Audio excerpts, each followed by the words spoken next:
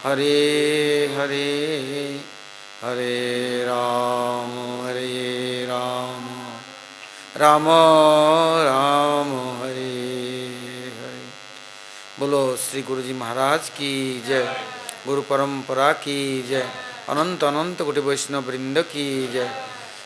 सपार सद्गौरहरि की जय। रूपानुग गौड़ीय गुरुवर्ग की जय। जय जगन्नाथ बलदेव सुभद्रा सुदर्शन जीव की जय। भक्त विघ्न विनाशन करने सिंहदेव की जय। भक्तराज प्रहलाद महाराज की जय।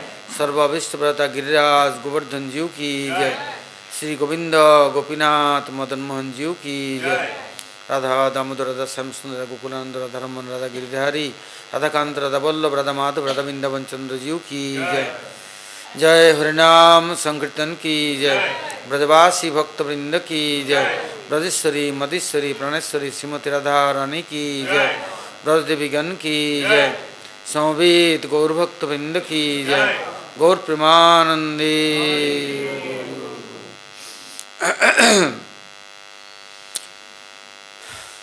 अभी हम लोग कुछ भगवान के गुणगान भक्तों के द्वारा जो कीर्तित है, भक्त लोग कैसे दिन भर रात भर भगवान की सेवा करते हैं, स्मरण करते हैं और खुद अनुसरण करते हैं, सबको प्रवृत्ति प्रदान करते हैं और सबको अनुसरण करने का शक्ति संचार करते हैं। ये सब लीला रहस्यों को हम लोग कुछ श्रवण कीर्तन करने की प्रयास करेंगे जी। यही हमारा मुख्य साधन है। यदि रागात्मिक ब्रजवासियों के जो अनुयायी है, रागानुग या रूपानुग, उन भगवान के प्रिय पार्षदों का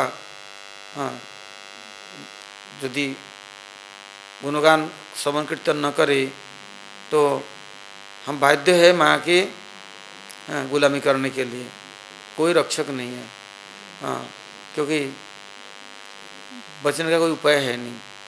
इससे जितना हो सके हम सब समय अनुस्मरण करें, कीर्तन करें। जहाँ जहाँ भक्तों के भगवान के साथ संबंध है वो सब काम लोग ध्यान करें। अभी हम लोग सुनते हैं महाराज जी के कुछ सुंदर सुंदर कथाएं। क्या महाराज जी किसी एक समय मथुरा में कुछ जमुना किनारे बड़े बड़े सब धर्मशाला हैं, तो वहाँ पर बीच बीच में महाराज जी को बुलाते और सब भक्त मंडली चारों संप्रदाय के एकत्रित होते और महाराज जी के मुख्य अतिथि नहीं केवल मात्र वो लोग ब्रज के अनुरागी और ब्रज के परिकर जान करके उनके पास ब्रज कथा सुनने के लिए ही उनको निमंत्रण देते और वहाँ ही समस्त सभा, सब विद्वत सभा उपस्थित होते। तो वहाँ महाराज जी कह रहे हैं, देखो ब्रज के कण कण में वो प्रेमा भक्ति समाये हुए हैं। बहुत चतुर व्यक्ति इस रज से ही सब कुछ प्राप्त कर सकते हैं। कहते उद्धव जी ने वंदना किया, ब्रह्मा जी ने केवल ब्रह्म स्तुति नहीं, ब्रज की रज की स्तुति और वंदना की। वो भी कौन सा? कहते ब्रज में जो नंद गोप, उनके जो स्त्रियां हैं, नंद वंदे नंद ब्रज स्त्री नाम, वो स्त्रियों के चरण धूलि, बोलते एक चरण धूलि की मैं वंदना करता हूँ। और क्या कहते हैं ब्रह्मा जी, ओहो मेरे तो ब्रज में जन्म लेना सौभाग्य नहीं है, किंतु यदि ऐसा भी भाग्य हो जाए जो मैत्रानी सारा दिन झाड़ू लगाती है, साफ करती है नालियों को, फिर शाम को आकर के पत्थरों से पैरों को रगड़ करके साफ करती है। कैसे? कहते हैं यदि ऐसे यदि मेरा पत्थर के जन्म हो जाए, वो पत्थर से वो लोग पैर को साफ करे तभी मेरा सौभाग्य है। हैं, ऐसे ब्रज की रज की वंदना और प्रार्थना होता है। और ऐसे रज को छोड़ करके कौन से दुनिया में जा कर के कौन सा वस्तु प्राप्त करेंगे? भक्ति तो दूर रहे, क्या प्राप्त करेंगे? इससे इस ब्रजरज के लिए नाम ही है ब्रज, ब-र-ज, विशेष रज है यहाँ, इससे नाम है ब्रज। ऐसे रज, ऐसे धूली अन्यत्र कहीं नहीं मिलेगा, क्योंकि इन धूलियों में सामर्थ्य है, समस्त शक्तियों को उन लोगों ने धारण करके रखा है। जैसे मिट्टियों में शक्ति होता है तो बीज बुदने से वो बीज अंकुरित होकर पुष्पित पल्लवित होकर फले फूले दिखा देता है। देखो मैं कैसे स्वभाव धारण किया। कौन? वो पृथ्वी देवी के जो मिट्टी है, भूमि देवी है, वो दिखाते हैं हमारे में कितना मिठास है। देखो किसी एक समय स्वामी प्रभुपाद जी जब विदेश गए, बड़े बड़े साइंटिस्ट आए, उनसे इंटरव्यू लेने और तर्क करने। आप अपना देश छोड़ करके यहाँ आए, हम लोगों को क्या दे सकते हैं आप? आपका क्या है? कौन सा हमारे पास आश्चर्यजनक चीज़ें है जो हमारे पास नहीं है? आपसे हम क्या लेंगे? आप आपका कौन सा ऐसा वस्तु है? तो बोले मैं, आप लोग तो बड़े बड़े साइंटिस्ट है, मैं केवल एक आपसे पूछता हूँ, आपको मैं 1 टन मिट्टी दे देता हूँ, आप रिसर्च करके निकाल दो उसमें कितना अन्न है, कितना औषधि है, कितना तेल है, कितना घी है, कितने शर्करा मिठास है और कितने औषधि है, आप यदि निकाल करके दे सकते हैं तो मैं जानूँ आप लोग साइंटिस्ट है या आपके अंदर में रिसर्च करने की सामर्थ्य है। तो उनके पास कोई उत्तर नहीं है, क्योंकि क्या निकालेंगे? पृथ्वी के ये जो कण है, मिट्टी है, धूल है, इसके अंदर में सर्वशक्ति है।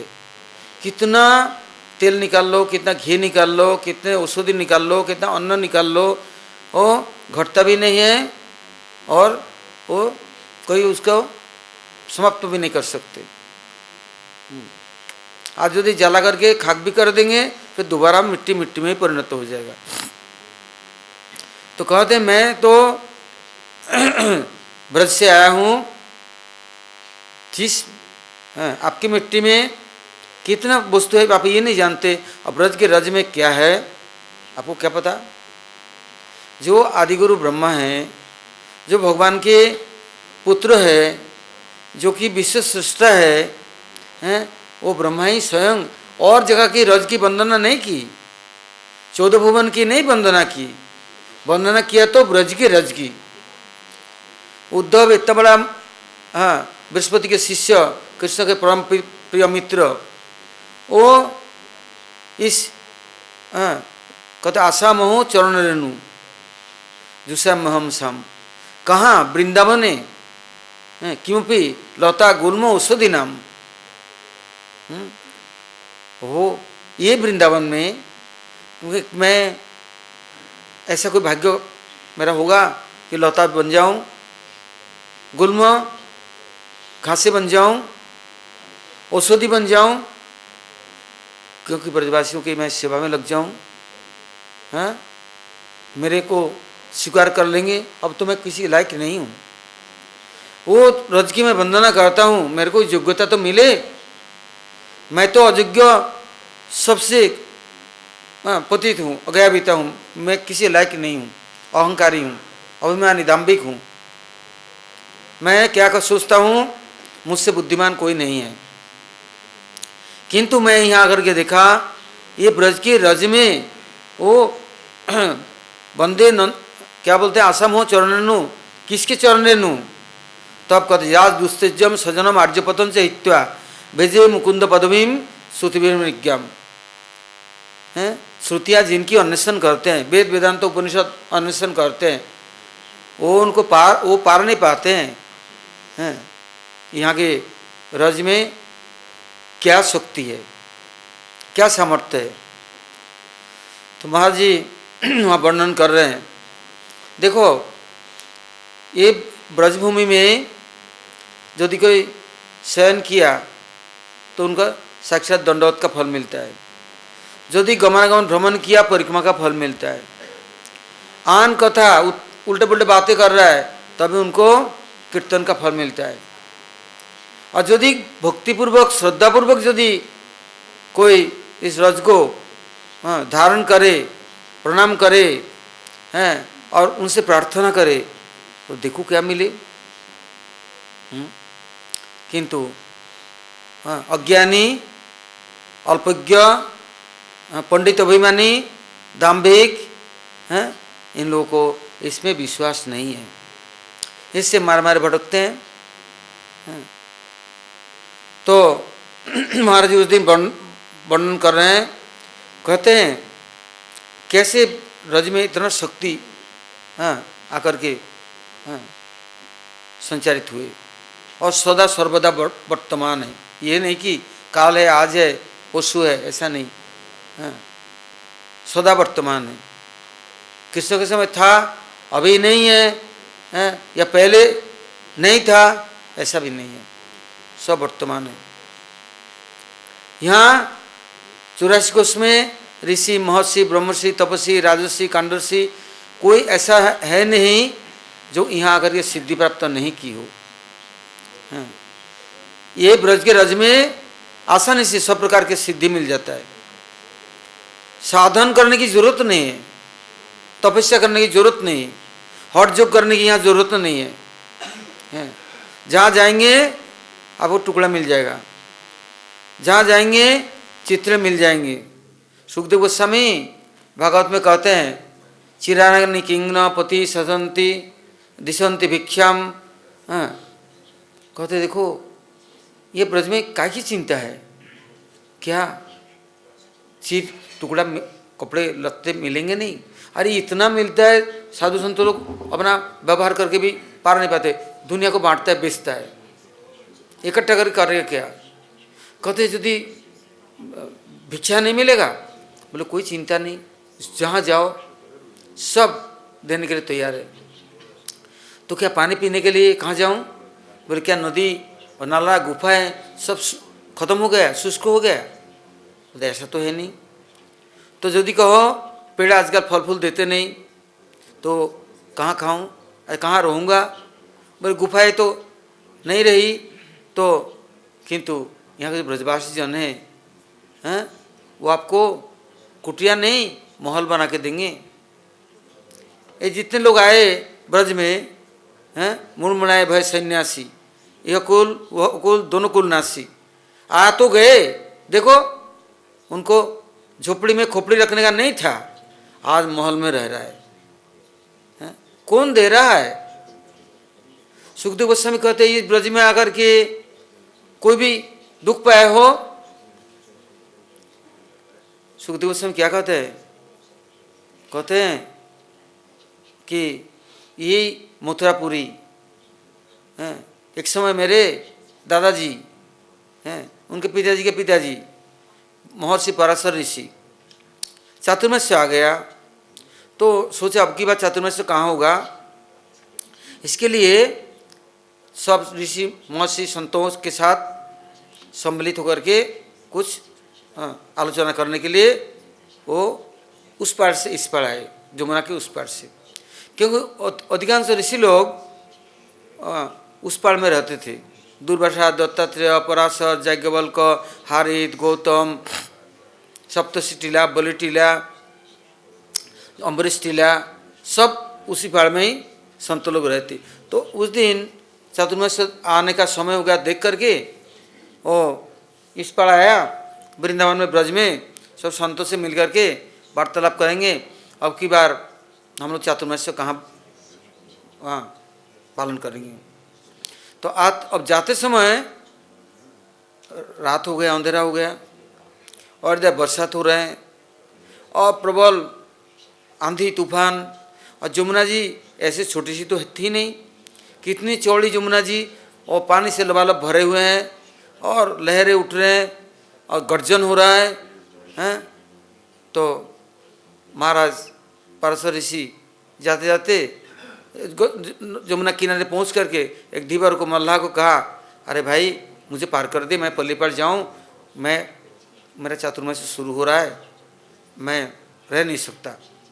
तो बोले महाराज आज रात को ठहर जाओ, इतना आंधी तूफान है और उजाला नहीं है, बिजली कड़क रहे हैं, कुछ दिखाई देता नहीं है और मैं वृद्ध हूँ, मैं नहीं पार कर सकता, आज रह जाओ, आपको भोजन पानी जो कुछ चाहिए हम सब व्यवस्था कर देंगे, आप विश्राम करो, ध्यान करो, जप करो, तप करो, सुबह मैं पार कर दूंगा। बोलते नहीं, मैं गृहस्थी घर में नहीं रहता और मेरे को तो अपने आश्रम में जाना है। वो सुने नहीं, बार बार जिद्दी करने लगे। तो उनके कन्या थी धीवर की, उसका नाम था मत्स्यगंधा, क्योंकि उनके सारे शरीर में मछली का गंध हो, इसके मारे उसके आसपास में भी कोई झांकता नहीं। देखने तो बड़ा सुंदरी है, किंतु शरीर के अंदर में से ऐसा गंध आता है, हैं जैसे कि कुछ देश दुनिया के लोग आते हैं, उनके पास में कोई झांक नहीं सकता, बैठ नहीं सकता, पसीना के गंध ऐसे होता है, उत्कट गंध है। तो ऐसे ही उसका मछली का गंध था। मैं कभी कभी सोचता हूँ ये सब मत्स्यगंधा का ही परिवार है, वंश है। ये उनके कपड़े देखो तो, पास में बैठो तो ऐसा लगता है कि पागल हो गया, ऐसे गंदा निकलता है। अब तो मेरा आदत में पड़ गया, अब कोई चिंता नहीं है, किंतु अब गंधहीन हो गया है, अब गंध उड़ चला गया। तो कहते हैं मत्स्यगंधा के गंध से धीवर को आदत पड़ गया, किंतु वो महर्षि सोचने लगे ये कैसे लड़की है, ये पानी में नहीं रहती है, मछली तो है नहीं, इसके शरीर में मछली का गंध क्यों।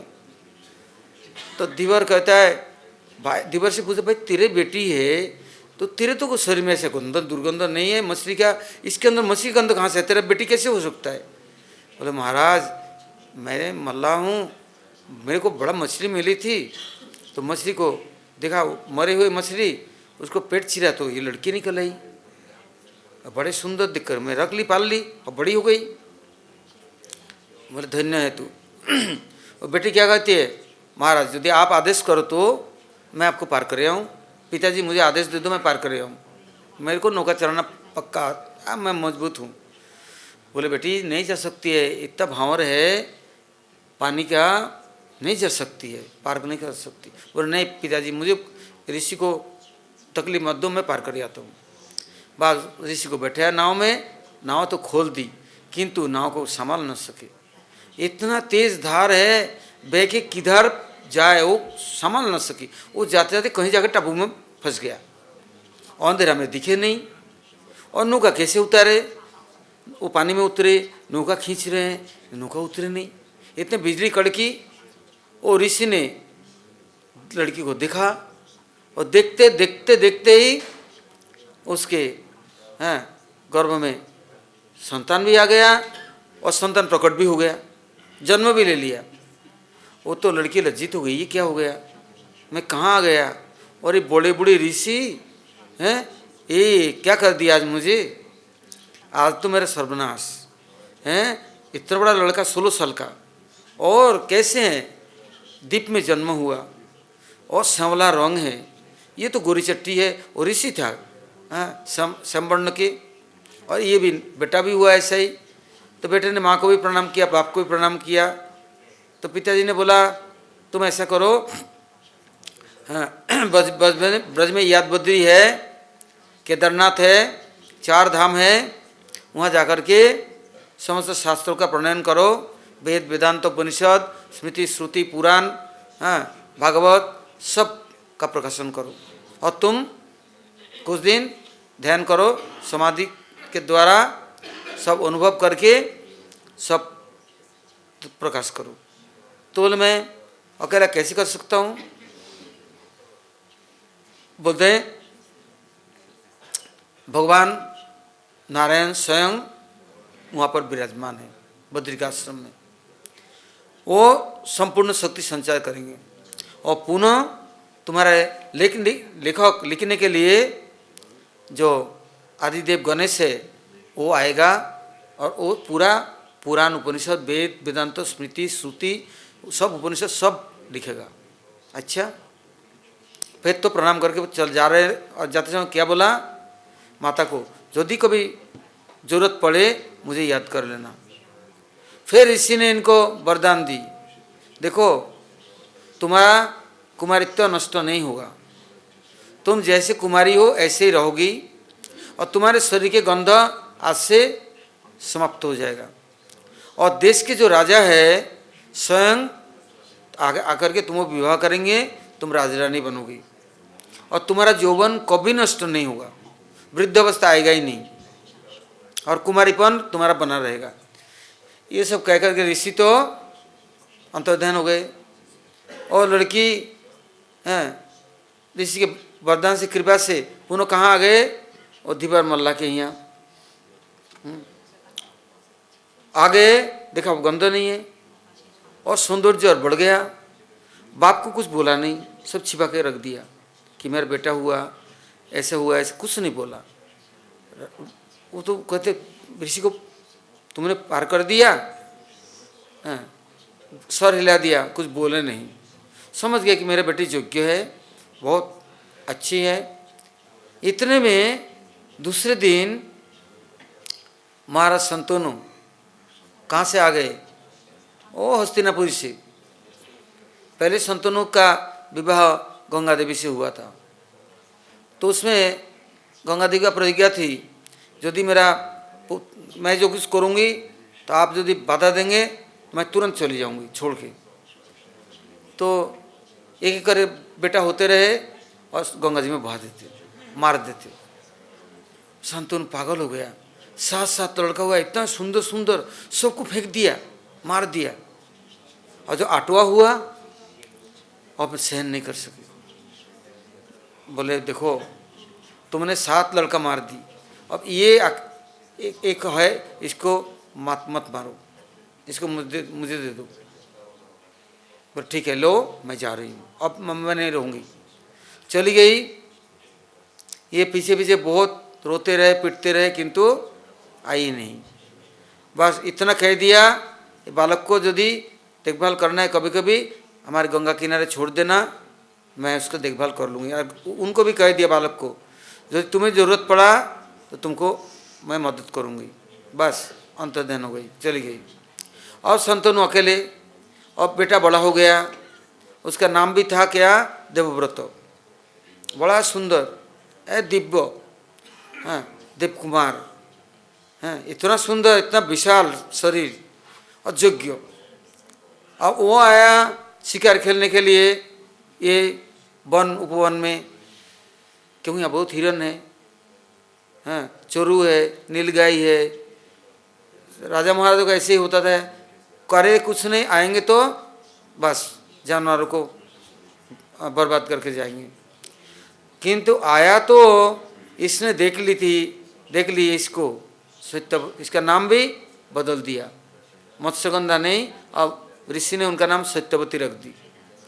अब सत्यवती को रख दिया तो उनको देख करके तो ये पागल हो गया।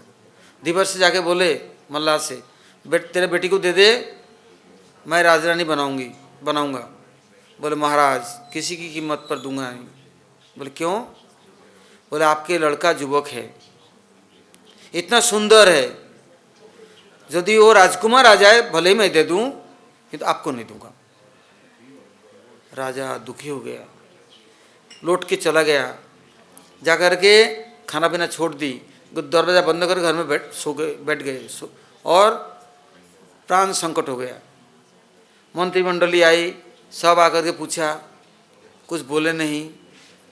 बेटा ने बहुत पूछा, बाप की बहुत सेवा करने वाला, वो भी कुछ बोले नहीं। और खाए नहीं, पिए नहीं, सोए नहीं, चिंता करते करते करते करते एकदम बाबरे हो गए, सूख के लकड़ी होते जा रहे। मंत्रियों ने बड़ा मुश्किल से उनको भेद निकाली। तो भीष्म ने उनका नाम देवव्रत ने पूछा क्या करना है, पिताजी को कैसे स्वस्थ करूं, मंत्रियों से पूछा। तो बोले ये आप ही कर सकते हैं। बोले मैं अपने प्राण देने को तैयार हूँ, सब कुछ करने को तैयार हूँ मेरे पिता के लिए। तो बोले तुम्हारे पिता वहाँ गए थे मथुरा मंडल में शिकार खेलने, वहाँ एक लड़की को देखा धीवर की, वो उनमें आकर्षित हो गए, मोहित हो गए। अब वो न भूल सकते न छोड़ सकते। हाँ, और तो उसमें क्या हो गया, राजा 1000 विवाह कर सकते हैं, मैं अभी जाता हूँ, मैं लाता हूँ। तो ये कुछ पूछे नहीं, चुपचाप चले आए। आते धीवर से बोला, आया तो धीवर देखकर बड़ा खुश, बोले राजकुमार आ गए, मैं कन्यादान आपको करूँगा। बोले हैं ठीक बात है, मैं इसीलिए आया, किंतु ये कन्या मेरे लिए नहीं, मेरे पिता के लिए। बोलते ऐसे नहीं होगा, ऐसे दूंगा नहीं। भले मैं धीवर हूँ, मल्लाह हूँ, मेरा बेटी तुम्हारे यहाँ नौकरानी बनने नहीं जाएगी, क्योंकि तुम राजकुमार हो, बड़ा हो। हमारे बेटी के कोई संतान होंगे, वो होंगे नौकर, हमारे बेटी होंगे नौकरानी। ऐसे दासत्वकरण तो हम देंगे नहीं। हाँ, तो नहीं, मैं प्रतिज्ञा करता हूँ कि मैं राजा नहीं बनूंगा। वो तुम नहीं बनोगे, तुम्हारा बेटा होगा तो राजकुमार बाप, बड़ा बेटा का बेटा ही राजा होता है। बोले मैं विवाह नहीं करूँगा। बोले मैं नहीं मान सकता। बोले मैं प्रतिज्ञा करता हूँ अग्नि साक्षी करके, मैं विवाह नहीं करूँगा, और मुझे संतानादि नहीं, आप कन्या दे दो, मैं हमारे पिताजी से विवाह कराऊंगा। जब लेके गए तो पिताजी कितना खुश हुए, विवाह कर ली। किंतु यही पारस ऋषि के जो पुत्र वेदव्यास हुए, उनके सुपुत्र सुखदेव गोस्वामी, वो सुखदेव गोस्वामी अब ये ब्रज की महिमाओं का कीर्तन कर रहे, वर्णन कर रहे हैं। वैष्णदेव जी ने पूरा वर्णन करके लिपिबद्ध करके रखा है। अब किंतु इस महिमाओं का प्रचार प्रसार कौन करे। तब सुखदेव गोस्वामी ये ब्रज की महिमा और ब्रज की महिमा, ब्रजवासव की महिमा, ब्रज भक्ति और ब्रज प्रेम का महिमा उन्होंने कीर्तन करना शुरू कर दी। तो कहते हैं इस ब्रज के रज में किसने यदि कोई तपस्या किया, इसका फल अनंत है, कभी समाप्त नहीं हो सकता। और कितना भी लुटेरा है लूट के ले जाए, किंतु एक चरण धूलि के वो जो सामर्थ्य है उसके एक पासंग में भी नहीं ले सकता, कुछ कर सकता। तो महाराज जी वर्णन कर रहे हैं, इससे इस ब्रज की इतनी महिमा है, अन्यत्र लाखों करोड़ वर्ष साधन तपस्या करे कोई, किंतु ब्रज के लिए मन मन स्मरण कर ली, प्रणाम कर ली, वहाँ बैठ के भी उनको सिद्धि मिल जाएगी।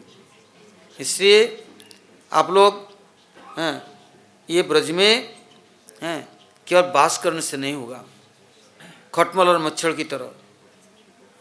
जमुना में मछली भी है और कछुए भी है, सांप भी है, और राधा कुंड में, मानस गंगा में, प्रेम सरोवर में, चंद्र सरोवर, मान सरोवर, कुसुम सरोवर, कितने कितने जानवर भी रहते हैं।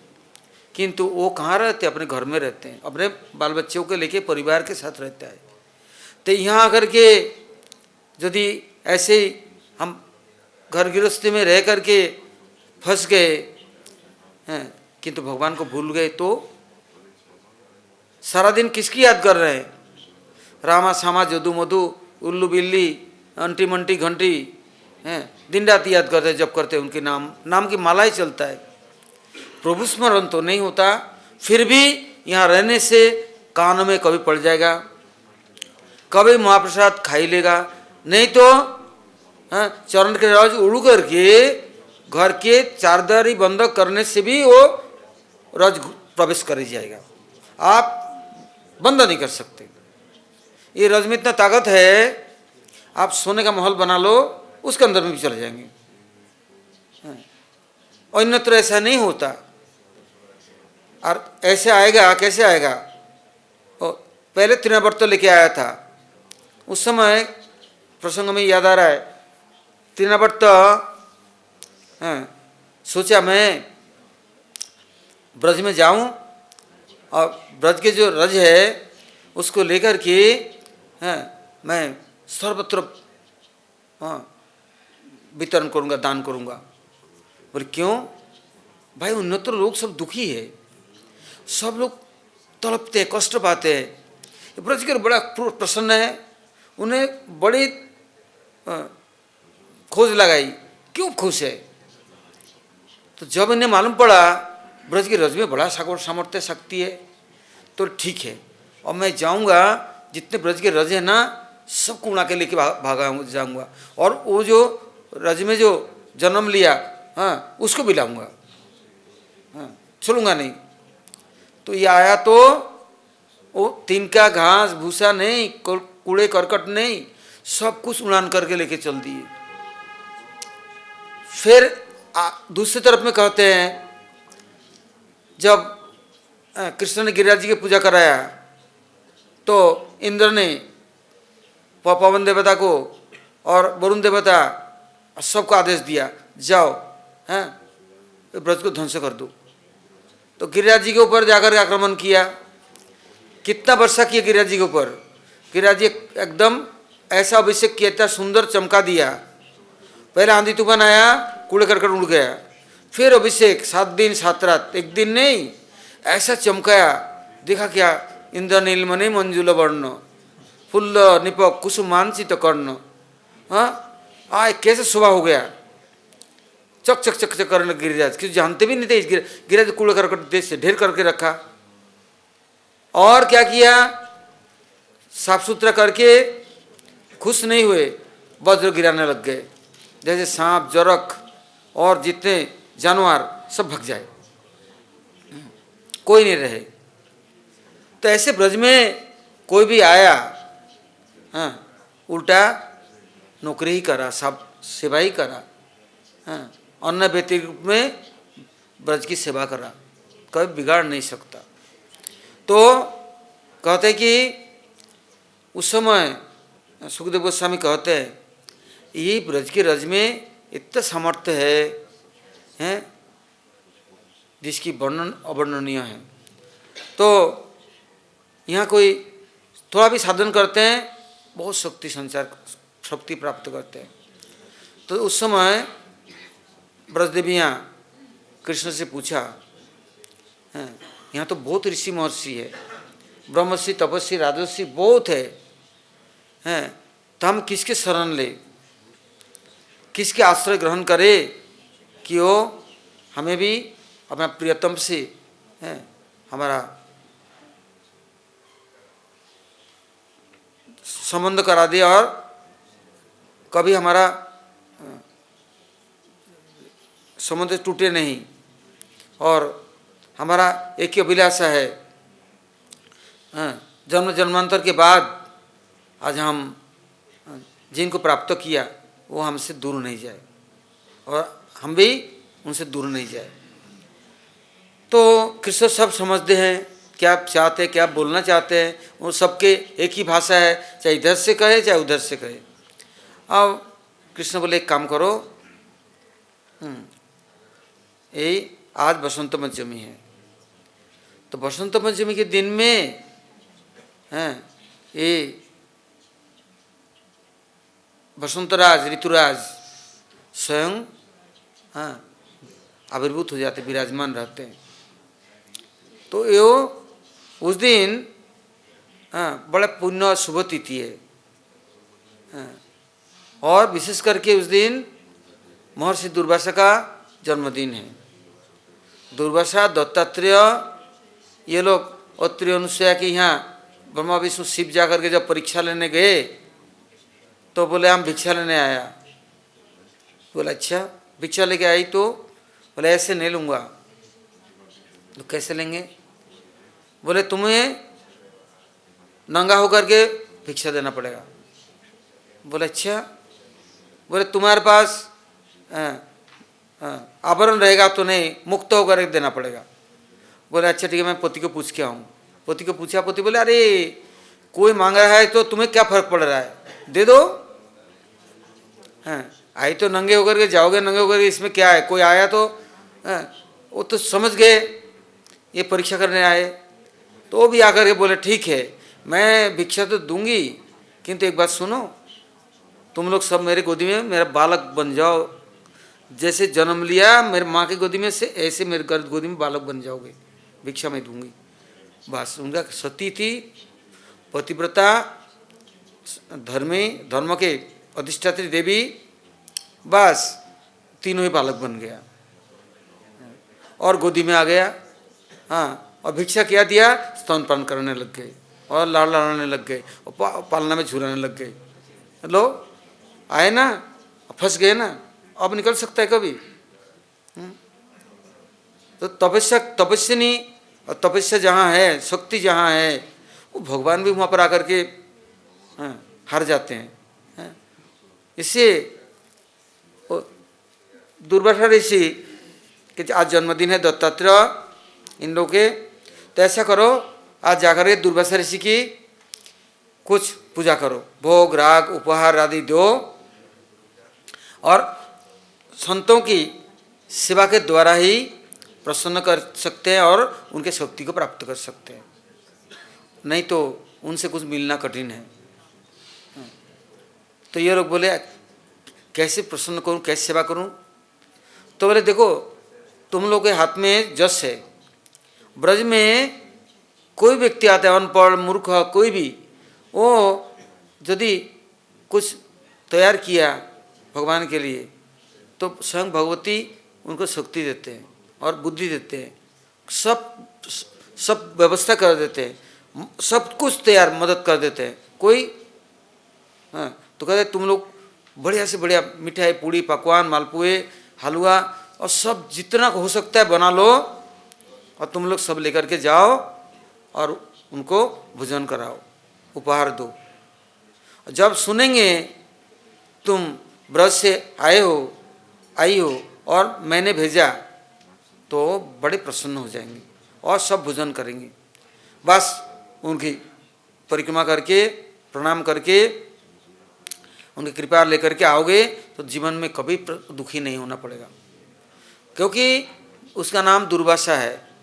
उनके पास पहुँचने से दुर्वासना सदा के लिए चला जाता है, अनर्थ से मुक्त हो जाता है, रोग शोक पाप ताप कर्म, हाँ कोई भी प्रारब्ध अप्रारब्ध कुछ नहीं बचता, वो एकदम निर्मूल और निर्मल कर देते हैं। हाँ, कोई दुर्वासना नहीं रह सकता, और वो कहीं भोजन नहीं करते, दुब घास का रस पी करके रहते हैं, तपस्या करते हैं। किंतु ब्रज के जो भोजन है प्रसाद है उसको वो ग्रहण करेंगे। और फिर आज उनका जन्मदिन है, और बसंत पंचमी को सब लोग ब्रज के कृष्ण के आदेश से सब तैयार कर हो गए, कितनी चीज़ें बनाई। हाँ, जिसका नाम है अमृत धारा मधु धारा, मालपुआ बनाया मधु से सिक्त कर दी, खीर बनाया तो क्यों, वो शर्करा कहाँ से आएगा, मधु को ही सूखा करके शर्करा बना लेते थे, फलों के हैं चूर्ण बना करके सूखा करके रख देते थे, जैसे खजूर आदि, कितने चीज़ का हाँ सब शर्करा बनाते थे हैं। तो सब चीज़ सुंदर सुंदर उपाय बना करके लेके चले। जब चलते चलते जमुना किनारे आया, क्या देखा, जमुना तो इतनी लंबी चौड़ी जमुना, और उसे पार कैसे करे। तो ये सब कथा आप लोगों ने सुना, किंतु महाराज की रसीली कथाओं को सुनोगे ना तो पता पड़ेगा, क्योंकि संक्षेप में तो बहुत बातें चलती है। तो जब ये जमुना किनारे आए तो सोचा जमुना ही पार कैसे करेंगे, तो फिर लौट के कृष्ण के पास जाए, टाइम चला जाएगा, यहाँ ही बैठ कर के कृष्ण के मंत्र गोपाल मंत्र कृष्ण का ध्यान करने लग गए। कृष्ण कहते तुम लोग जहाँ जाओ मुझे छोड़ोगे नहीं पीछे हैं, अरे एक दिन तो मुझे छुट्टी मिलता है कम से कम, अभी फिर भी याद कर ली, छोड़ोगे नहीं? बोले हम तो चिरकाल के लिए बंधन बंधन बांधने के लिए जा रहे हैं, छोड़ने के लिए थोड़ी ना जा रहे हैं। हम तो चाहते चिरकाल के बांध के रखे अपने पास। तो बोले हम अब जमुना कैसे पार करें? बोले एक काम करो, तुम लोग तैर करके पार कर जाओ। बोले हमारे मीठे बेटे सब कुछ नष्ट हो जाएगा। बोले एक काम करो, नौका बुलाओ, नाविक पार कर देगा। बोले भाई इतना लाखों करोड़ों कितने नौके पार कर, कब तक पार करेंगे? बोले तो मैं क्या करूं? नहीं तो मैं तुम लोगों को पकड़ पकड़ के फेंक दूं इस पार से उस पार। बोलते हैं रामलीला में तो सेतु बांधा, अब यहाँ तो काम्यवन में सेतु बंधा रामेश्वर है, तो नदी जमुना के ऊपर पुलिया बांध दो, हम पार करके जाए। तो कृष्ण बोले भाई अभी समय नहीं है पुलिया बांधने की, टाइम तो लग रहा है। आपको कुछ नहीं टाइम नहीं लगता, आप इच्छा करने से हो जाता है। और ठीक है मैं जमुना जी को कह देता हूँ क्या, जैसे मेरे पिताजी पार करके मेरे को लेके गोकुल गए थे, ऐसे तुमको भी पार करके ले जाएंगे। तो कृष्ण ने कहा कि नहीं, क्या कहा उन लोगों को, देवियों को कहा जमुना जी से बोलो कृष्ण ब्रह्मचारी है। कृष्ण ने कभी भी किसी स्त्री का मुख भी नहीं देखा, बात भी नहीं की, और कभी किसी से कोई मतलब नहीं रखते, कभी किसी को चिंता भी नहीं की। ऐसे कृष्ण ब्रह्मचारी है, अकुमार हैं, तो आप रास्ता दे दो। बस उन लोगों ने सबने कहा जमुना जी से, देखा जमुना जी का पानी इधर भी हो गया उधर भी हो गया, बीच में सुंदर रास्ता निकल आया, इतना सुंदर, और घास फूल फल बगीचा, ऐसा लग रहा है कि कौन से देश दुनिया में आ गया। बस सब लोग पार करते हुए हैं, कृष्ण कीर्तन करते करते हैं, गोविंद दामोदर माधवेति, और ना जाने कितना कीर्तन वो जानते हैं। कीर्तन करते करते दुर्वासा ऋषि के आश्रम पहुंच गए। जाकर के देखा ऋषि के आश्रम, क्या सुहावना है, कितने वर्णन देते हैं पुराणों में कि देखो वहाँ सारे देवता लोग अपने सेवक बन करके आकर के झाड़ू लगाने से और फल फूलों के रक्षा सिंचाई करना, कैसा सुंदर उसका नाम था ईसापुर, अब तो इच्छापुर कर दी, किंतु नाम था, कोई भी इच्छा लेकर कोई जाए उसका इच्छा पूर्ण हो जाता, तो इच्छापुर कर दी। नहीं तो ईसापुर था सबसे पूज्य श्रेष्ठ स्थान था, जहाँ जाने से सबके हृदय निर्मल पवित्र, और जो कुछ मांगने के पहले ही सब कुछ मिलता। तो ऐसे ऋषि के आश्रम देखा, कितने उनके जन्मदिन मनाने लाखों करोड़ों देवी देवता कहाँ से सब आए हैं, सब उनको प्रणाम करेंगे, आशीर्वाद लेंगे, उपहार देंगे।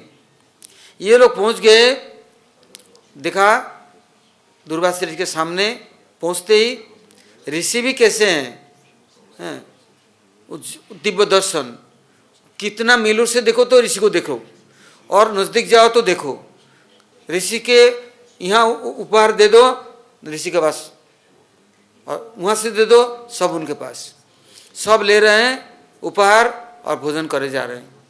जितने आए सब आज भोजन कर ली और प्रसन्न होकर के सबको वरदान दी।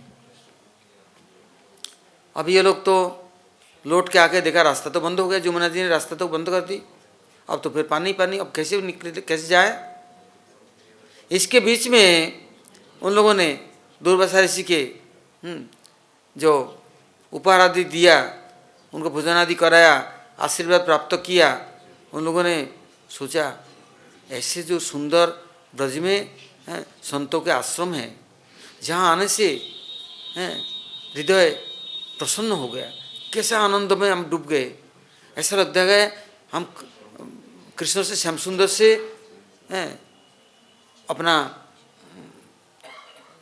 ऐसे उनके प्रीति अर्थात प्रेम रस में सराबर हो गए कि वहाँ में कितना स्नेह करते हैं, सब अनुभव होने लग गया।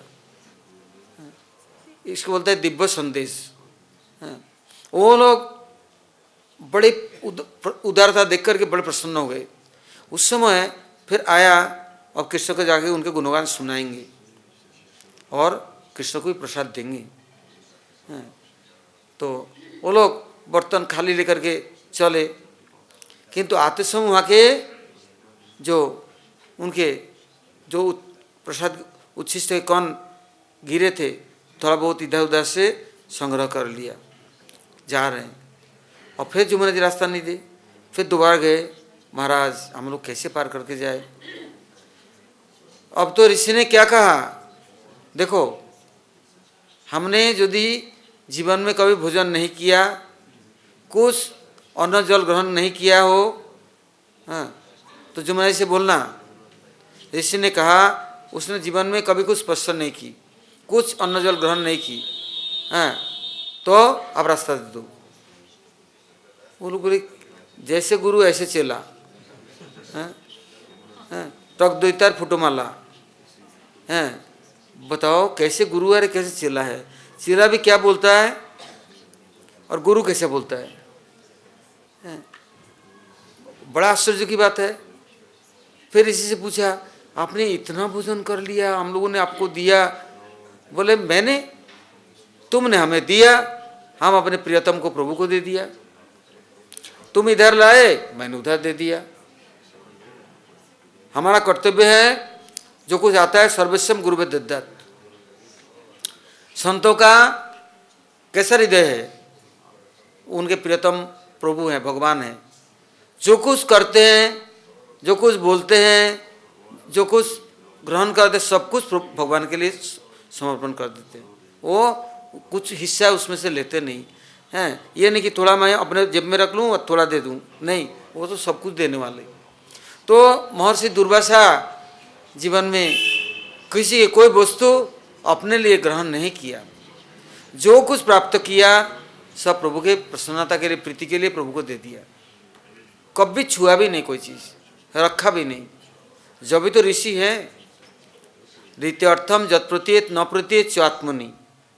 कहते ऋषि शब्द का अर्थ बोलते हैं जिनके इतना ज्ञान है, विज्ञान है, कोई वस्तु को आँख के आड़ में छिपा करके हैं, और कोई कौआ की तरह एक आँख, उसके एक आँख है, दो भी नहीं है, कहीं से कुछ मिला ना, कोई देखने लगे इसे झोपड़ी में छिपा करके रख देता है, फिर आगे ढूंढता है कहाँ रख दिया, फिर भूखे रहता है, काँव काँव करता है, हाय हाय हाय हाय करता है, कहाँ रख दिया।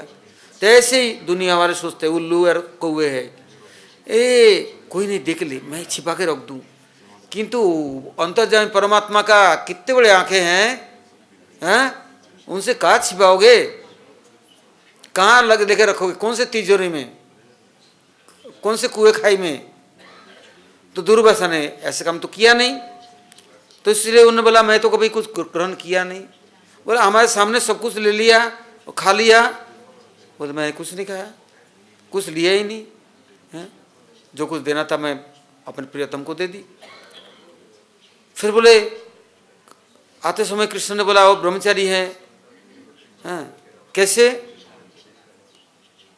बोले ऋषि कहते हैं ब्रह्म में जो विचरणशील है, ब्रह्म जिनमें विचरणशील है, अर्थात ब्रह्मचारी उसे कहते हैं जिनके हृदय में परब्रह्म के बिना किसी के स्थान नहीं है, किसी की जगह नहीं है। और ब्रह्म के हृदय में जिसके लिए जगह है वो है ब्रह्मचारी।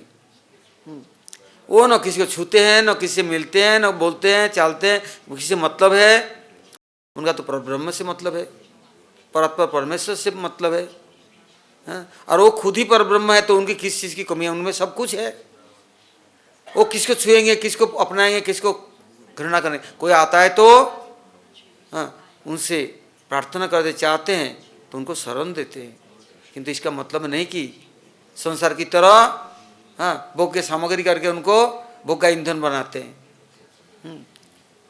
गोपियों को, ब्रजदेवियों को इतना सुंदर सुंदर तथ्य और उपदेश सुनाया, कृतार्थ हो गए, तृप्त हो गए। आज सचमुच में हम सदगुरु के पास आए, संतों के पास आए, केवल गाल बजावा सो पंडित कहवा नहीं, तत्व ज्ञान के द्वारा अनुभूति कराया।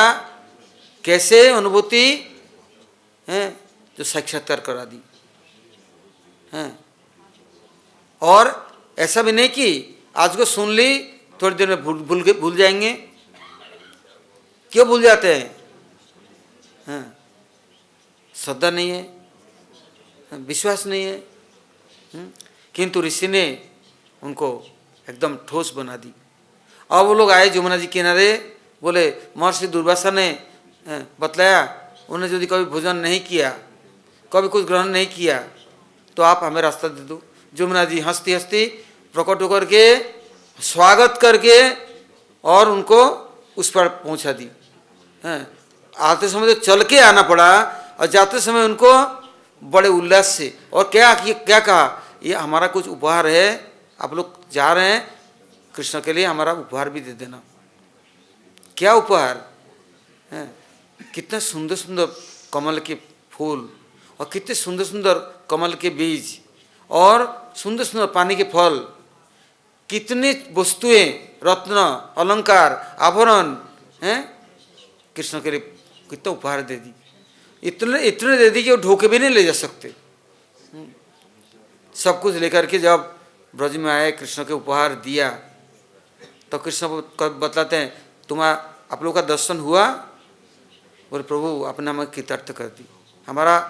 हम कभी सोच भी नहीं सकते और कल्पना भी नहीं कर सकते संत कृपा कैसे मिले। इससे बहुत लोग बाजार में हाट में घूमते रहते हैं और भटकते रहते हैं, किंतु जानते नहीं साधु कौन है और साधु की कृपा कैसे मिले। इससे बिना हरि कृपा मिले न संता। जब तक भगवत कृपा नहीं हो तब तो संत मिलेंगे नहीं, और मिलने पर भी आप समझेंगे नहीं। भगवान प्रसन्न हुए तो संतों के से मिलन करा देंगे, दर्शन करा देंगे और उनका परिचय दे देंगे। तब वो लोग भगवत इच्छा से वो लोग संत लोग कुछ आत्मज्ञान प्रदान करेंगे, परमात्मा ज्ञान प्रदान करेंगे। नहीं तो पलटते रहो, भटकते रहो, संत कुछ नहीं बोलेंगे, क्योंकि उनके पास जब तक आदेश नहीं है, निर्देश नहीं है, स्वतंत्र नहीं है कि जहाँ तहाँ जाकर व्यापार डाल दी, डोपली बजा दी, लोग इकट्ठे हुए तो किससे को नाचा गया, किससे हम मंजन बेचने वाला है, मंजन ले लो, तुम्हारा पेट नहीं साफ होता है ये दवाई ले लो, अपना व्यापार करने के लिए डोपली बजाने वाले कितने सारे होते हैं। तो साधु ऐसे नहीं होते हैं। तो अब गुरुजी कहते हैं इससे संतों की कृपा प्राप्त करने के लिए भगवान से प्रार्थना करो। भगवान जब कृपा करेंगे तो उस संतों से मिलाएंगे, और तब संत लोग कृपा पूर्वक भगवत तत्व ज्ञान देंगे। एक दूसरे के लिए कैसे हैं? मित्रवत व्यवहार करने वाले परम मित्र हैं। तब महाराज जी ने व्याख्या किया, अहोभाग्यम अहोभाग्यम नंद गोप ब्रजौकसम जर्मित्रम परमानंदम पूर्ण ब्रह्म सनातनम। पूर्ण ब्रह्म सनातन स्वरूप ब्रह्म स्वरूप आज भगवान स्वयं परम मित्र होकर के आए, और सबको साथ मित्रता कैसे की, सबको योग्यता समर्पण की। सुबह जाते सखाओं को लेके, गायों को लेके वनों में, उपवनों में सबको गौचारण अर्थात इंद्रिय चारण, कैसे इंद्रियां वशीभूत होंगे, कैसे जो उपयुक्त होंगे भगवत सेवा के लिए, भगवत ज्ञान के लिए, उनको ले जाके उनको शिक्षा देते और तैयार करते। ऐसे जो प्रभु हैं ये ब्रज में सब कुछ सबके लिए तैयार करके रखा। तो ये ब्रज की महिमा महाराज जी ने शुरू किया कीर्तन करना। फिर महाराज जी ने 84 कोष की एक एक स्थान की वर्णन किया। तब ये बाद में ये ग्रंथ प्रकाशन हुआ ब्रजमंडल परिक्रमा। बस उनका कथा कीर्तन और दर्शन स्थान स्थान पर हर साल ब्रज यात्रा करते, प्रत्येक वर्ष। पहले तो हम लोग 30, 40, 50 लोग, 60 लोग, 100 लोग पैदल जाता किया, कहीं रात को किसी कोई मंदिर में, आश्रम में, नहीं तो किसी बारंदा में हम लोग रात बिता दी। सुबह उठ करके फिर चल दिया, कोई माधुगरी कर ली और कीर्तन हरिकथा, कैसा कथा। कभी तो महाराज जी कथा करते करते करते करते एकदम पसीना छूट रहा है और हम लोग पंखा कर रहे हैं, कभी थोड़ा विश्राम कर रहे हैं, किसी ब्रह्मचारी की गोदी में सर दे दिया, कोई पैर पलट रहे, पाद सम्मान कर रहे हैं, आंखों से आंसू बरस रहे हैं और कथा कीर्तन कर रहे हैं। कैसा सुंदर सुंदर कथा है। तो वो सब ब्रजमंडल परिक्रमा में तो इतना तो प्रकाशन नहीं है, किंतु जो लोग साक्षात्कार किया वो यदि वो सब लीलास्थलियों का वर्णन करे तब मालूम पड़ेगा कैसे एक एक स्थान है और कैसा महिमा है। और ऐसे ऐसे स्थानों में जाते, आज का जैसे 84 यात्रा उठता है, ऐसे नहीं, प्रत्येक जैसे विश्वभानुपुर बरसाना गए तो वहाँ से कहाँ चिक्सोली, कहाँ रंगीली, कहाँ सुनहरा, कहाँ करेला, कहाँ आकामाई, ऊंचा गांव, प्रत्येक सखियों के स्थान में जाना और सब जगह का वर्णन करना और वहाँ के टुकड़ा माधुकरी लेना और किसी ब्रजवासियों के या कहीं रात्रि यापन करना। ऐसे धीरे धीरे धीरे धीरे करके ब्रज में इतना महाराज के प्रति लोग श्रद्धालु आसक्त हुए, क्योंकि जहाँ रात को रहते वहाँ कीर्तन होता, आज सब इकट्ठे हो जाते, कथाएँ होता। सुबह चलते थे तो जाने देते नहीं, महाराज जी माठा तैयार हो गया, छाछ तैयार हो गया और हाथ का रोटी तैयार हो गया। अब नहीं, ऐसे नहीं जा सकते, एक एक रोटी टुकड़ा ले लो। महाराज बोले नहीं, हम बैठ के तो इतना लोग, अब इतना नहीं, हम सबके घर में एक एक टुकड़ा लेंगे। बाद में क्या कहते, महाराज इतने लोगों के लिए ब्रज परिक्रमा जाते, सब एक एक गांव मिल करके या 4-5 गांव मिल करके 3000 4000 लोगों के लिए रोटी बना देते, सुबह तैयार हैं, और माठा ड्राम के ड्राम भर देते हैं, गुड़ रख देते हैं। और कुछ कुछ गांव में तो ऐसा 10-20 गांव मिल करके वहाँ कोई मालपुआ बना रहा है, कोई पूड़ी बना रहा है। हम तो सूर्यकुंड जाते, छोटी भरना बड़ी भरना होके, वहाँ तो जाके देखते तो पुए के सेक करके कितना ढेर कर दी। कैसे, जबकि महाराज ये सब कथा कीर्तन शुरुआत की थी, ब्रज में ऐसा कोई गांव नहीं जहाँ आखिरी में तो ऊंचा गांव में महाराज जी को समस्त बरसाना के गुरु और पांडवों ने मिल करके उनका पुष्पाभिषेक करके उनको युगाचार्य की उपाधि दी और उनके कितना सम्मान किया, कितना नुछावर की। कहते आप हमारे ब्रज के सबके गुरु हैं। बड़े बड़े आचार्य आए, किंतु गलियों में भित्तियों में और सबके साथ ऐसा प्रेम पूर्वक व्यवहार, ये तो न देखे न सुने तो पता नहीं चल सकता। आज भी जितना लोगों के अंदर में आत्मीयता बोध है, ये तो केवल मैं उसी समय, कुछ समय जब जाता था उस समय तो देखता था। और कितने महाराज जी सबको महाराज जी कहते, देखो ये ब्रजवासी यदि कभी तुम्हें कुछ देने आए, जैसे कुछ पैसा दे दी, कुछ सामान दे दी, बोले नहीं, लेना नहीं, ये हमारे पिता के समान है, ये पालन पोषण करते हैं हम लोग को, खेती करते हैं, गायों को पालते हैं, कितना कष्ट करते हैं, और हाँ तुम लोग उनसे भी पैसा लोगे किस लिए? बस टुकड़ा चाहिए मांग लो, जितना चाहिए इतना, इससे अधिक नहीं। और है तो कोई आया तो उनको इतना आदर करो, जत्न करो, सेवा करो, देखिए भगवान भी प्रसन्न हो जाए। हमने कभी मथुरा में कभी देखा नहीं ऐसा कि सामने हॉस्पिटल था, थोड़ी दूर में कोर्ट कचहरी, आए दिन लोग हॉस्पिटल आते थे, देखते थे, किंतु कोई भी एक गर्म पानी के लिए, दूध के लिए, दालिया के लिए, किसी चीज़ के लिए। यहाँ तो कि रात को महाराज जी ब्रह्मचारी को बोल देते इसका कोई देखभाल करने वाला नहीं, तुम रात भर वहीं रहोगे, देखभाल करोगे। यहाँ तो कि किसी किसी संतों का हम लोगों ने देखा, गिर पड़े, चोट हो गया तो गांव वाले हॉस्पिटल में दे दी, सब घाव हो गए, यहाँ तो कि सड़ गया। तो महाराज जी जब मैं नया नया आया, एक दिन हमारे मैनेजर बोले चलो हॉस्पिटल, तो गया, देखा गल गया सब रे, फिनाइल लेकर के डाल रहे हैं और कीड़े छट कर निकलते हैं। ओ ब्लीचिंग पाउडर क्या क्या ले गया, धीरे धीरे धीरे करके स्वस्थ बनाया बाबा, ठीक हो गया। और कभी फल का जूस, कभी गन्ने का जूस, कभी लेके पिलाते, कैसे कैसे करके संतों की सेवा करके स्वस्थ करके फिर उनके आश्रम में एक मार दिया, नहीं तो हमारे यहाँ रहो, नहीं तो अपने आश्रम में जो जाना चाहो तो जाओ।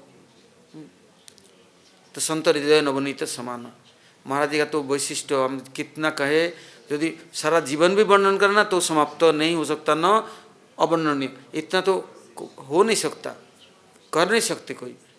उस समय ऐसा वैभव तो था नहीं, हैं 1 किलो आटा यदि भिक्षा करके लाया, हैं तो रोटी बना तो अतिथि आ गए सब दे दिया, ब्रह्मचारी क्या खाएंगे, बोलते कोई बात नहीं। हैं वन में जो ऋषि महर्षि तपस्या करते थे, क्या 5 टाइम भोजन मिलता था क्या? कभी पत्ता चबा लेते, कभी पेड़ के छिलका खा लेते, कब पानी पी के गुजारा कर लेते। ऐसा तो है नहीं कि राजभोग करेंगे और भजन भी करेंगे, तपस्या भी होगा, ऐसे नहीं होता। हाँ बस उन्होंने ऐसा कथा के द्वारा तृप्त कर देते, रस के द्वारा, और जरूरत नहीं पड़ता। हाँ और भूख कहाँ गया वो भी मालूम नहीं पड़ता। यानी तो कीर्तन करने किसी एक समय बहुत सारे, अभी तो ठंडा नहीं है, कितना ठंडा है, माघ के महीना आ गए, रात के 12-1 बजे आ गए, कितने लोग आए। तो महाराज जी ने ब्रह्मचारियों के जितने कपड़े लत्ते कुछ था, गुदड़ी फुदड़ी, उस समय तो रजाई गद्दे थे नहीं, कंबल फंबल, तो सब दे दिया। और अपना जो एक बिछाते थे, एक ओढ़ते थे, वो भी दे दिया, हरिमाला ले ली बस। अब वो नाट मंदिर में सब सो गए, रात भर कितना ओस गुर रहा है, कितना ठंडा। तो रात कैसे भी बीत गया ब्रह्मचारियों का। सुबह वो लोग उठे तो मंगला के समय देखा हैं ब्रह्मचारी के पास कुछ भी नहीं है। फिर सुबह बालभोग टालभोग होने के बाद वो लोग जा रहे हैं, जाते जाते बोला महाराज जी, महाराज जी कुछ 2-1 ब्रह्मचारी हमारे साथ दे दो, हम कुछ आश्रम के लिए कंबल टम्बर रजाई कुछ दे देंगे। महाराज जी बोले चाहिए नहीं। बोले आप कल रात भर आपने अपने कपड़ा भी दे दी, सब दे दी, अब ठंडा में ठिठुरते रहे। बोले देखो भाई, कितने सड़कों में और कितने गली कुचरों में कितने पड़े हुए हैं झोपड़ी में बाहर में, तो कितने पशु है, तो उन लोगों को कौन उड़ाता है रजाई, कौन गद्दा उड़ाता है देता है, कौन चादरा देता है, कौन उनको देखभाल करता है। प्रभु सबकी रक्षा करते हैं। हारी बीमारी दुखारी सुखे दुखे समकृत्य लाभालाभ जय तथा युद्ध प्राप्रम नव्यामावशी। सुख दुख की जोड़ा है, लाभ हानि जश बजस ये चिरकाल रहेगा। घबराने से कोई लाभ नहीं है।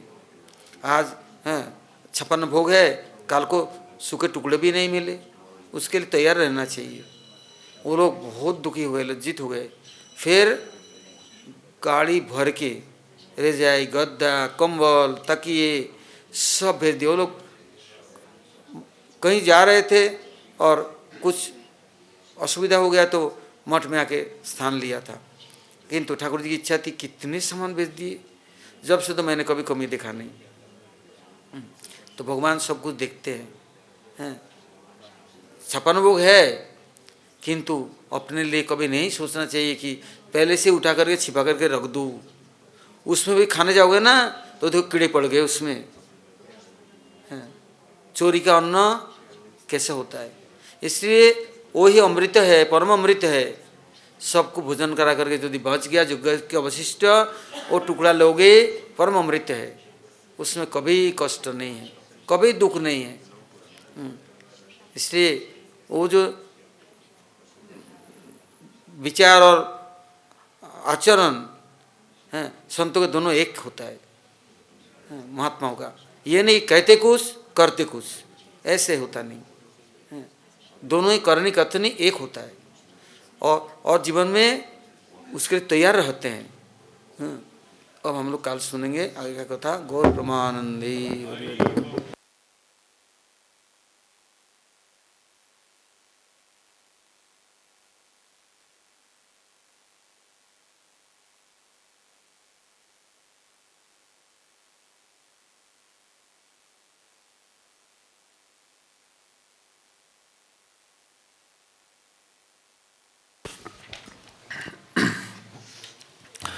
सकल वैष्णव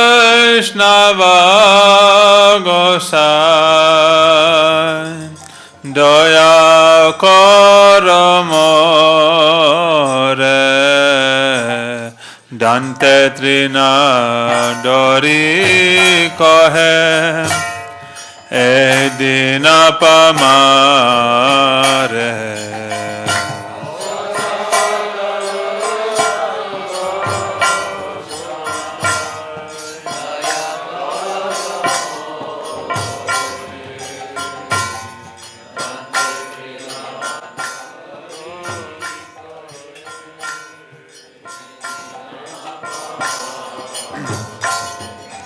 सकल वैष्णव गोसाई दया कर मोरे, दंते तृणा करी डरी हे दीना पमारे।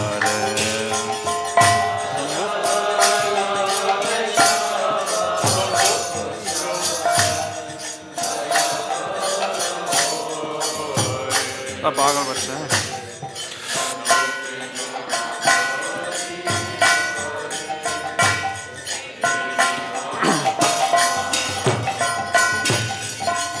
श्री गुरु चरण श्री कृष्ण चैतन्य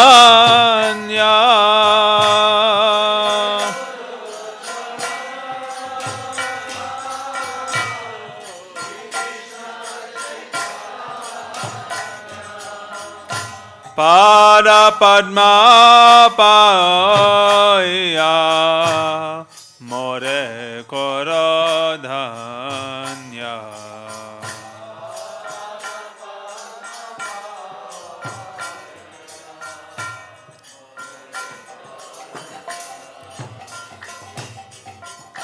तोमा सबर करुणा विने इहा प्राप्ति नाया।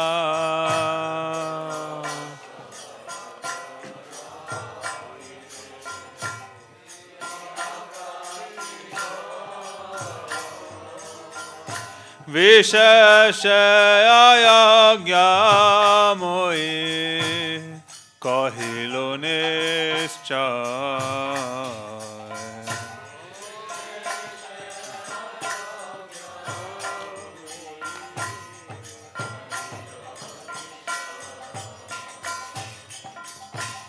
वांचा कल्पतरोहा करुणा सागरा।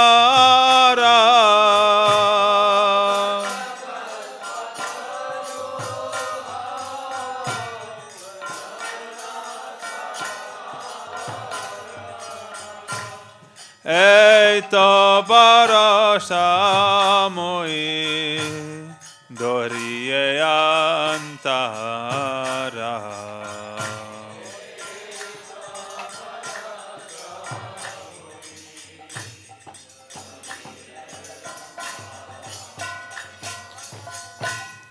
गुणालेश नाही मोरा अपराधेर सीमा।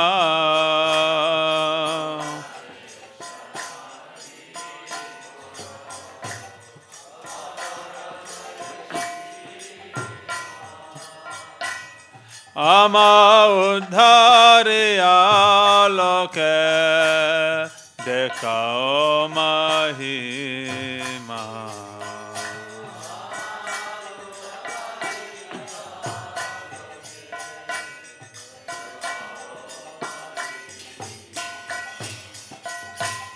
Nama Sankirtana Ruche Aro Pramadhana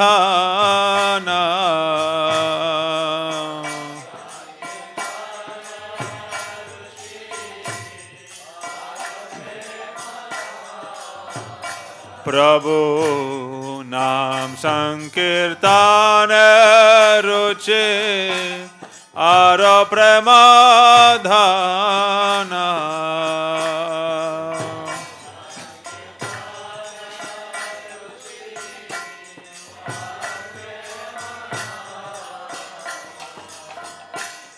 Radha Mohane Deha Hoya Sakaruna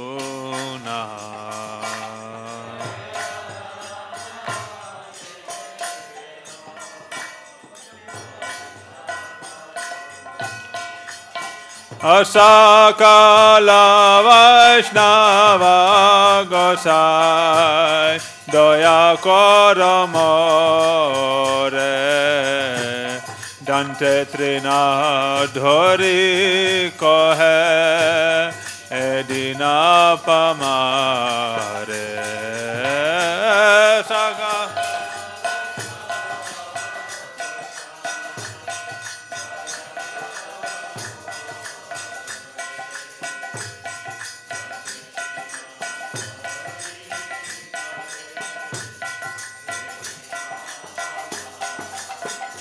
Anama Sankirtana Ruchi Ara Pramadhana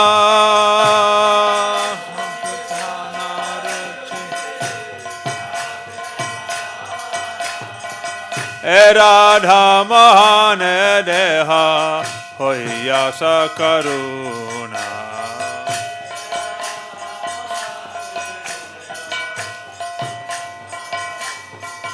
Jai Vaishnav Thakur, Jaya Vaishnav Thakur, Vaishnav Thakur, Jaya Vaishnav Thakur.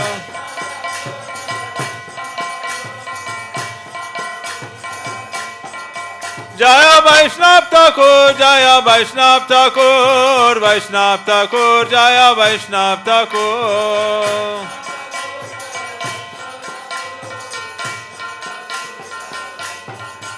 Hare Krishna, Krishna Krishna, Hare Hare.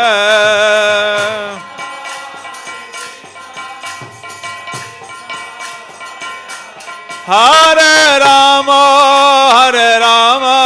Rama Rama, Hare Hare.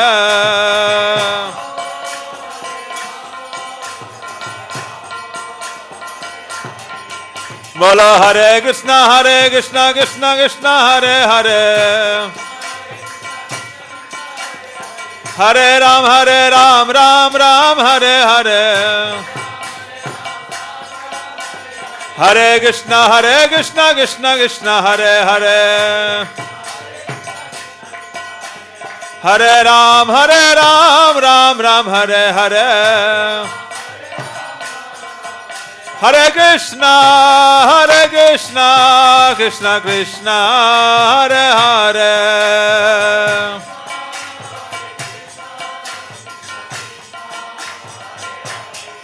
Hare Rama, Rama Rama, Hare Hare.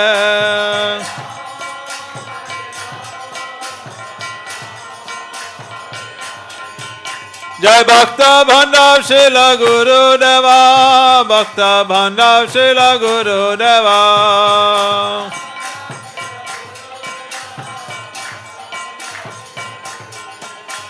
Saparsada Srila Guru Deva, Saparsada Srila Guru Deva.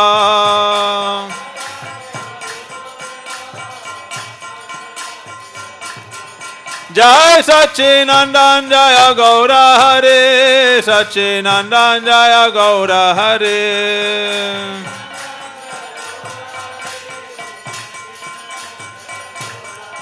जय राधे जय कृष्णा जय राधे जय कृष्णा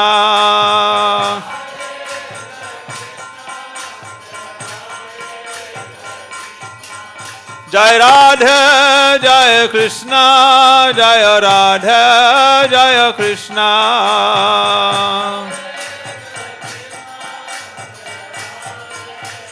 निताय गौर हरि बोल हरि बोल हरि बोल निताय गौर हरि बोल